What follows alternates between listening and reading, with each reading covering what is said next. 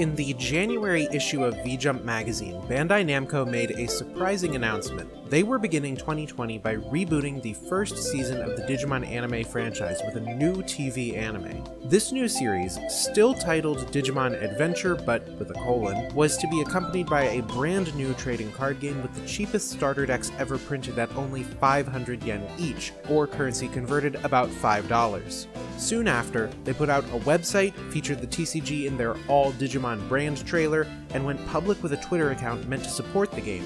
Now, this was a surprising move on their part, but what's more surprising is how many card shops have already jumped on board with it. Card Kingdom, one of Japan's largest national hobby chains with 20 locations nationwide, is not just taking pre-orders for the game, they are actively pushing it on social media, as are the other big chains like Yellow Submarine, Card Labo, and Hobby Station. This is all really strange because just a few years ago Bandai launched a previous Digimon card game based on the then-current Digimon universe Apla Monsters, a new season focused on the effects of smart technology and transhumanism, and none of these stores gave it the time of day. Appmon was well received by those that watched it for being the first Digimon anime to really feel like it was commenting on modern technology, but still being a character-driven show. In an era where the #1 dream job for Japanese boys is being a YouTuber and for girls it's being a music idol, Appmon actually dove into the pressures associated with each and looked at what living those dreams would do to a child.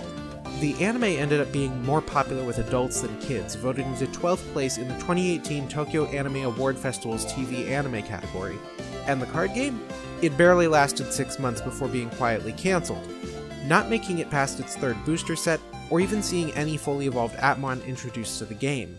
Not even bringing back old Digimon to the TCG could save it, and it failed to make Media Create's charts for 2016 and 2017, meaning it made less gross revenue than even Lisei, which only brought in a little over $2 million. A large part of that failure was that businesses were completely silent on the Appmon TCG. Card Kingdom at the time was pretending it didn't exist, and most shops wouldn't even take pre-orders for it, let alone keep it actively stocked or host weekly events. The largest support for Appmon came from the Digimato fan organization, which has run unofficial tournaments for all the major Japanese Digimon card games since 2008.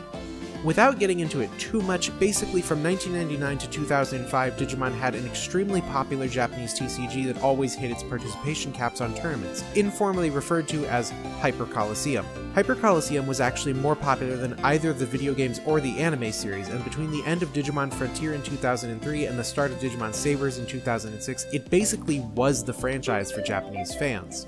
Bandai discontinued Hyper Coliseum in 2006 to start a new card game called the Digital Monster card game Alpha, but Alpha performed poorly in the market and was quietly cancelled in January 2008, along with most other Digimon product lines. From 2010 to 2011, Bandai tried other strategies based on the Digimon Cross Wars brand with the Super Digica Tyson and Digimon Jintrix games, but nothing ever quite took in the way that Hyper Coliseum had. And for the 15th anniversary of Digimon Adventure in 2013, Bandai began releasing limited edition boxes and files of new Hyper Coliseum cards exclusively on their web store, Premium Bandai. Given that these were well liked by collectors and attracted the attention of Digimato, Bandai probably felt safe in designing the Appmon TCG to be a remake of the old card game, but the fact is that no matter how popular it was, Hyper Coliseum today is archaic. You had to use specific playmats to play the game because its life mechanic ties damage to a score counter on the mat, the cards were covered in dense text, there was a lot of obtuse rules lawyering, and coming from a world where we have very accessible and streamlined TCGs like Vanguard, Duel Masters, and Fire Emblem Cypher, there's just not a whole lot that's compelling about a straight conversion of a game from 1999. So why is the 2020 Digimon TCG catching all this buzz? Well, to begin with, Digimon built up a lot of goodwill with Japanese hobby shops since 2017 by helping revive Bandai's Battle Spirits trading card game.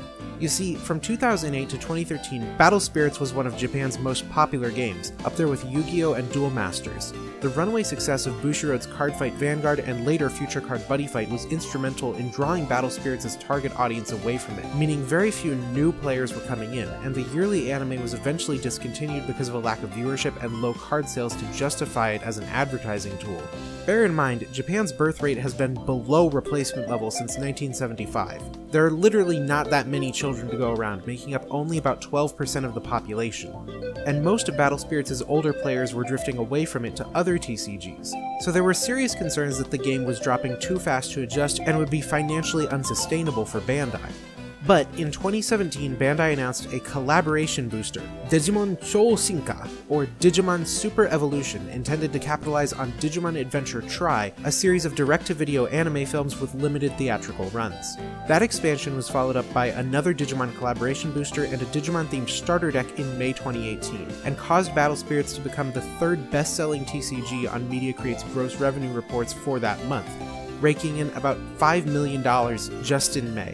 What happened was that Digimon's card-centric fan community all conglomerated around Battle Spirits when they saw Digimon was coming to the game, which got them back in local hobby shops, going to weekly tournaments, placing pre-orders for new sets, and buying and selling singles. Digimon was like one big stimulus package for Battle Spirits, and Bandai kept releasing more Digimon-themed Battle Spirits products to sustain that up until February 2020, when the last Evolution collaboration set came out. At this point, Battle Spirits is thriving as the #4 card game in Japan, but it's not dependent on Digimon for that to happen anymore. It also has crossovers with Kamen Rider, Gundam, and other franchises, as well as original characters, and its community has become large enough to thrive on its own.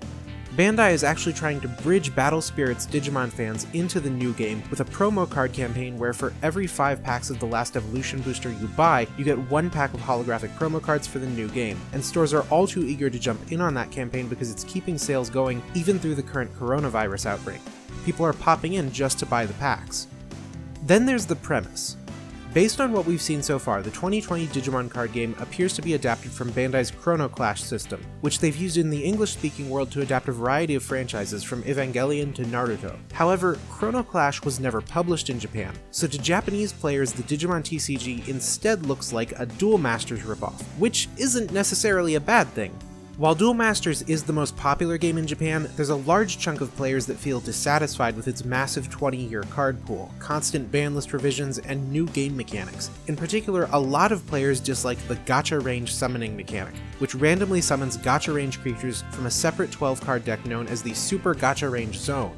Gacha Range summoning is supposed to mimic the randomness of rolling a character in a gacha mobile game like Fate Grand Order or Fire Emblem Heroes, and there are a lot of rules and nuances to how it works and how cards are designed for it, but we don't have time for that, so in a nutshell, just know that people dislike how Gacha Range randomly gives you ridiculously powerful cards for completely unfair costs and doesn't really reward skillful play or resource use. The smartest thing you do with it is use cards that mass summon a whole bunch of Gacha Range creatures at once, like Megatune Dokkandea, who Gacha Range summons every time you discard a card and automatically discards your whole hand when it's summoned.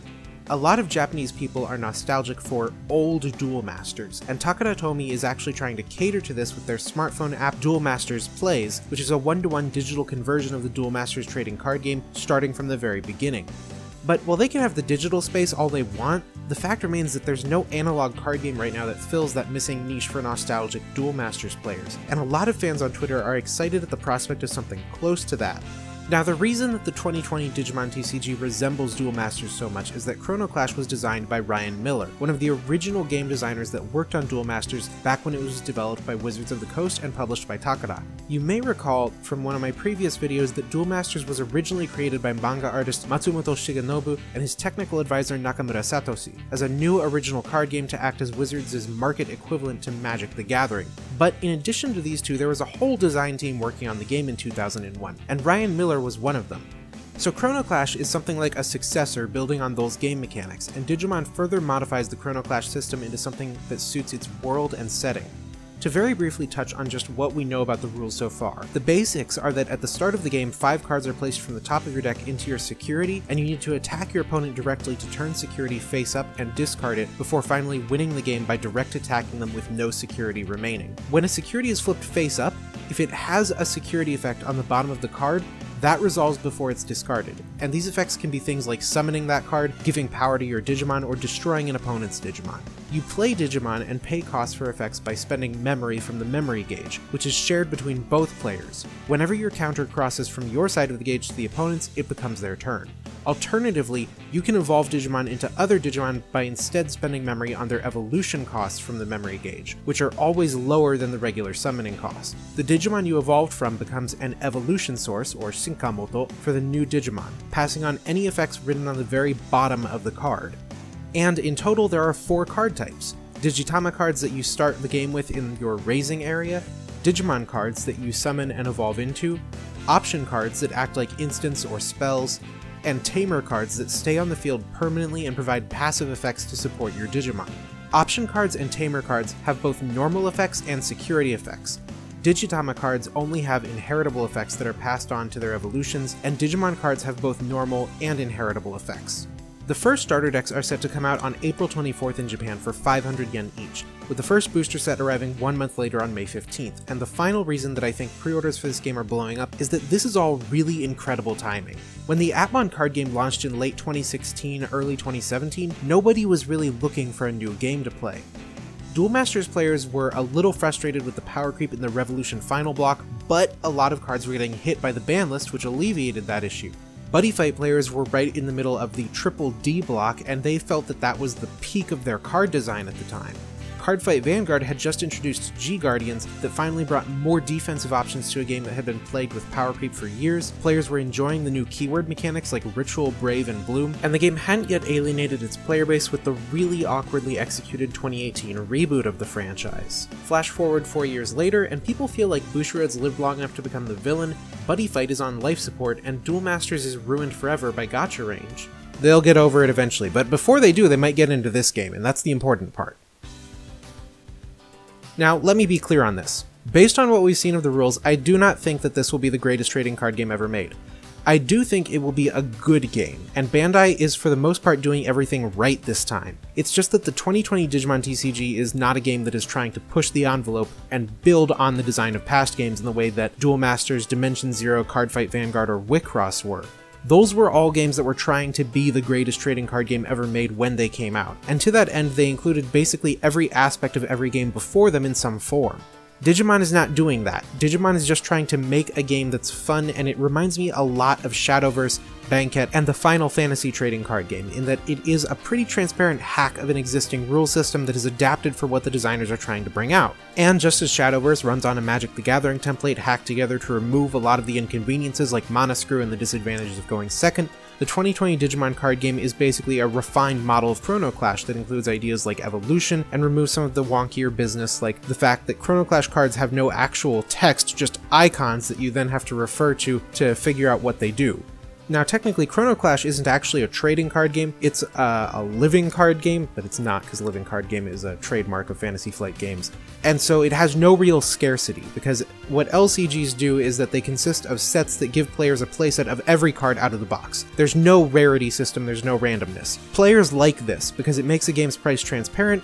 Card shops do not, because without the secondary market it's not a sustainable business. Like, you can carry LCGs, when you try to convert people to them, you end up coming off like a cult.